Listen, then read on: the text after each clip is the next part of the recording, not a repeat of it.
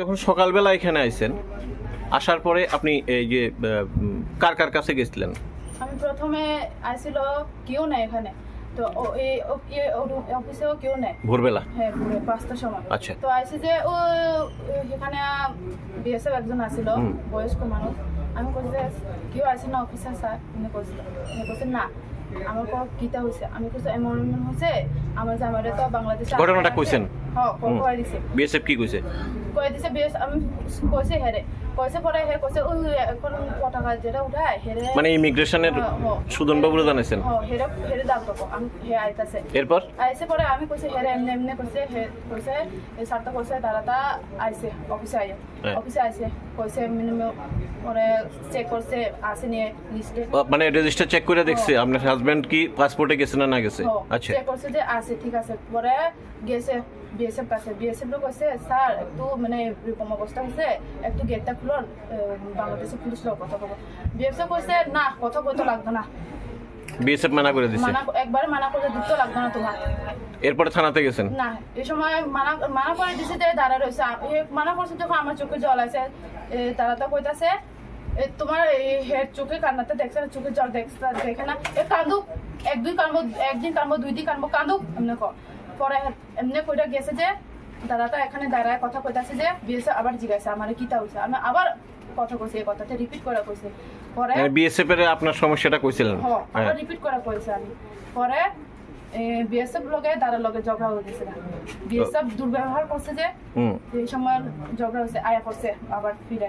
পরে আইসে যে এখানে 2 জন মহিলা, একজন বিএসএফ আর পুরুষ একজন আইসে যে মহিলাটার দাঁড়াইছে স্কুটি দাঁড়াইছে, পরে পুরুষটা আইসা আয়া এখানে আঙুল দিয়ে ধমক দিয়া কথা কয়। কারে? দাদাটাই, মানে ইমিগ্রেশনে যে অফিসারটা। আচ্ছা, ওনারে মানে আঙুল দিয়া কথা কয়। এই সময় মানে কথাবার্তা হয়েছে, মানে পরে একটু থামছে, আমি কইছি হয়েছে এত কইতে লাগবে না আমার। এরপর কই গেছেন? আমি এই সময় আবার আইছে এখানে, আয়া সেটা বসে কতক্ষণ আবার হিরিয়ে গেছে, যেহেতু অফিসার ডাক দিছে। আপনারা এরপরে তারা কোনখানে পাঠাইছে?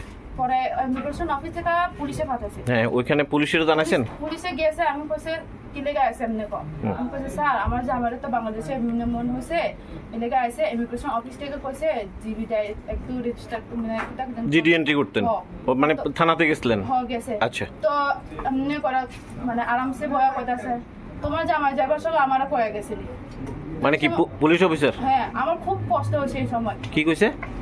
তোমার জামাই যাবার সময় বাংলাদেশে যাবার সময় আমারও কয়ে গেছিলি। আচ্ছা, তো আমার খুব কষ্ট হয়েছে, চোখে জল আয়া পড়ছে এই সময়। তো এই সময় কথাবার্তা কইছে কম করে, আমার জামাই থেকে কল আছে। আমি বলছি স্যার একটু চুপ করো না, ওই হেরা কল করতেছে, টাকা দাবি করতেছে। কারা টাকা দাবি করছে? বাংলাদেশের লোকজন টাকা দাবি করতেছে। আর পুলিশ স্টেশনে যখন আসছিলেন তখনও করছে? কইছে মানে হেরা ফোন করছে যে আমি স্যারেও কইছে, পুলিশও আচ্ছা, কইছে। কি কইছে? মানে হেরা টাকা দাবি করতেছে 1 লাখ টাকা, এখন মানে 10,000 দিবার লাগে কইছে। তো এই কথা কইছে আর কি। তো মানে আমার কথা কইতেও পারে না এই সময়, হেরা এমনি কথা কইছে, মনে কষ্ট হয়ে গেছে। তো ওই সময় স্যার একটু চুপ করুন, আমি কথা কই। এবার কি কইছে পুলিশ অফিসার? কি কয়? পরে কথা কয় সাসি যে সে কইছে তুমি এত কথা না বাড়ে, সেরা টাকা জোগাড় করে টাকা দিয়ে দাও। অপহরণকারীদের টাকা দিয়ে দিতেন? এমনি কইছে হলে আর থাকছে না। আমি বারবার ফটোফট আছে বাইরে কথা কইছে। আমার স্বামীরও তো পুলিশের কাছে গেছিলেন হচ্ছে সহযোগিতার লেগে? আমি বাইরে সেরা আমি ফোন করা টাকা লাগাচ্ছে, আমার স্বামীরও তো মারধর করতেছে। টাকা পাঠাইছেন ওখানে? কয় টাকা দিছেন? 20,000। হ্যাঁ, 20,000 দিছেন? মানে পুলিশ স্টেশন থেকে বাইরে 20,000 টাকা দিয়ে দিছেন? কেন পুলিশে আপনারা সহযোগিতা করছে না?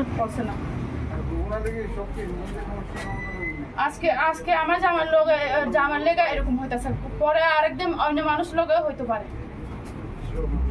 আমি প্রশাসনের কাছে দাবি করতেছি আমার জামার যত ভালো মতন আয় পারে, যাতে ফিরে আনতে পারে এমন।